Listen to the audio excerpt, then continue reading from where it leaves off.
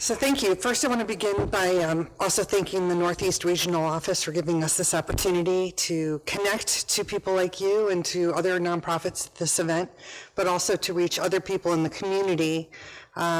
We do a camp in the summer for incoming 5th and 6th graders, just regular students, and we tell them that even in 5th and 6th grade, you have time, talent, resources, and connections, whether it's your family, your friends, your grandmother who comes to visit, and you have talents that you can put to use to help a nonprofit. And it's the same way as a high schooler, it's the same way as an adult. It could be someone that you go next to at a gas station, which I'm very guilty of. When you go pump gas, I'll turn to someone next to me who's just there pumping gas too, bored out of his mind, and I'll say, check out the Dragonfly Foundation. And I'll go back to pumping gas, I'm like the quick person comes in, and sometimes they'll go, what's the Dragonfly Foundation? And then they open a window. And other times, they just kind of go on their way thinking this is a crazy person next to me. But oftentimes it's someone who has a service, a patient, a parent, who can use the support of an organization like mine. So the Dragonfly Foundation was founded in August of 2010, so we're going to be hitting 8 years old coming up.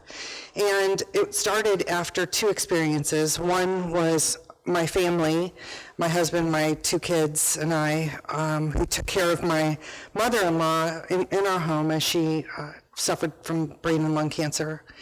Unfortunately, she passed away, and it was horrific in every sense of the word horrific. And it took about 6 months for us to get our feet under us again, where we weren't dreaming of hearing her screaming and running down the stairs to make sure she was okay. But after that, we started feeling a bit better. And then my best friend of 30 years, her little boy was diagnosed with stage 3 Hodgkin's lymphoma. And this is a woman who was organic everything, didn't give her kids sugar. I'm the Frosted Flakes to her granola. This is the kind of, and that took the floor right out from under us. And the first moment that she was in the hospital, after she had been taking him to get an x-ray, and that turned into an MRI on a Friday, and on Saturday morning they were already holding him down with 6 nurses, and his mom and dad were there, and he's going, stop, don't, why? And here's this little boy not knowing where he was, not knowing what was happening to him, knowing he was in pain, and hearing that he was probably going to be in the hospital for over 3 months. So I couldn't stand it. I walked out of the room, went to the elevator, and cried the whole time, and I'm waiting for this elevator to come up. And it occurred to me, what kind of person would I be if I walked away? So I didn't. I turned around and went back in the room and just stayed there and stood there. And from that moment on, I and my family kind of dedicated ourselves to doing whatever we could to make Matt smile. And in the process, learned some things. At the time, there were 6 laptops on the floor of Cincinnati Children's Hematology Oncology Unit. 4 were broken, the other 2 had no way to connect to the internet, and none of them had webcams. There were no DVDs, there were only VHS tapes. And this is 7 years ago when Blu-ray started being a thing, so DVDs have been around a long time. There were games with pieces missing, and there were puzzles, again, with pieces missing. And the reason we found them was because when Matt was finally able to go and have a bit of control and leave his room and go to the activity center, he'd be so excited, I'm going to do this puzzle. I'm going to be in control, I'm going to take care of this. And he gets to the end, and you can imagine how frustrated someone, including a 10-year-old boy, would be not being able to finish that puzzle. So we started bringing things in, not just for Matt, but also for the kids on the floor. And we asked the hospital, what do you need? And they came back with the list, and being in public relations for 30 years and have spent my career, and Christine's had done the same, building community and raising awareness. And we said we could do that in a weekend. What would it take for you to be the #1 hospital in the country? Because we're never leaving Cincinnati, and if we can get people to come here and experience the most amazing care that Cincinnati Children's gives in terms of medical care, but also give them the most amazing quality of life experience and a sense of community, they're not going to want to leave. They're going to want to build businesses here. They're going to want to bank here. They're going to want to go to school here, build houses here, find realtors here. And so we asked them that, and they went and interviewed 30 staff people and came back with the list 5 pages long, single-spaced. And we went, this is a lot more than a toy drive. So fast forward 7 years later, we have put more than 50 laptops in the hospital, dozens of iPads, Xbox games, $5,000 charging stations. We do patient events on a scope and scale most can't imagine. Last year we did 438 patient events. It's strictly for patients and families, all free, all local.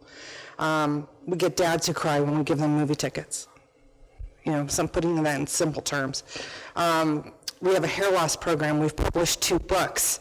We have Beads of Courage that we fund for the hospital. It's about a $12,000 investment that kind of catalogs their journey throughout the year.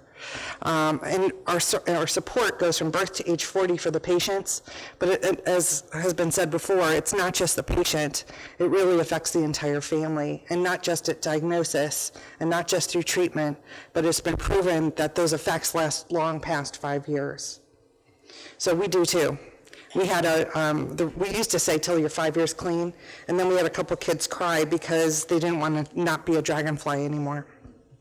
And so our kids say, I'm a Dragonfly, are you? And hopefully our supporters also say the same thing. We've become a clearinghouse for our families too. If their car breaks down and they don't have AAA and they're coming from West Virginia, who do they call? You know, oh my gosh, what now?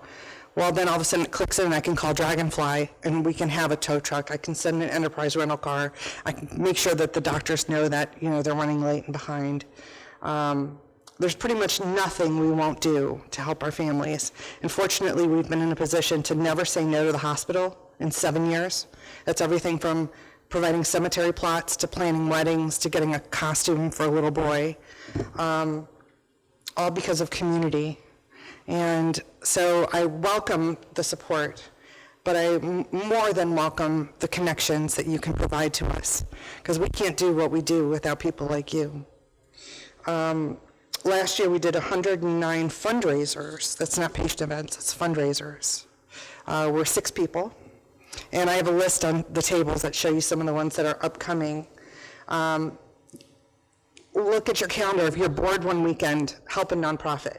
And when you encourage the people in your offices, what can you do now? Well, look at the calendars of not only the organization you supported, but all these other organizations that need your help. Get your kids involved. For us, it's difficult to have kids around our kids who are in treatment because of we're worried about infection control. But even kids have power. Even kids have time, talent, resources, and connections. Get them to be kind at home, at school, and in the community. Make sure you wave at our bumper stickers when you see them driving by.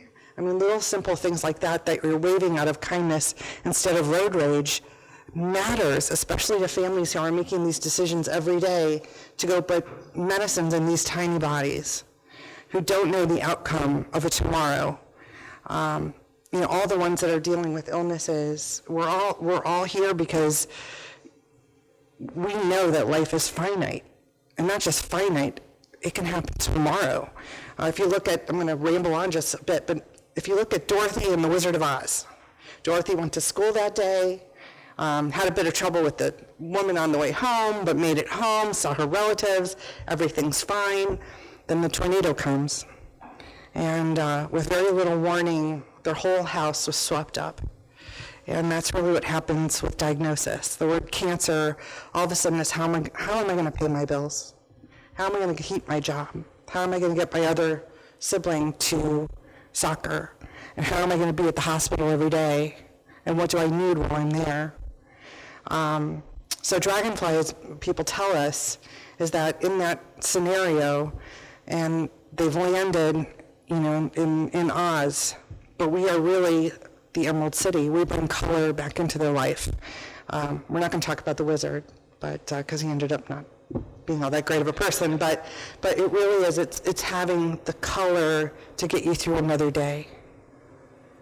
So I sincerely, from the bottom of my heart, if you can even just say our word to 5 people today, and say the other nonprofits to 5 people, one of them might know someone who will donate, support, volunteer, chair an event, donate an auction item, provide a gift, give a gas card.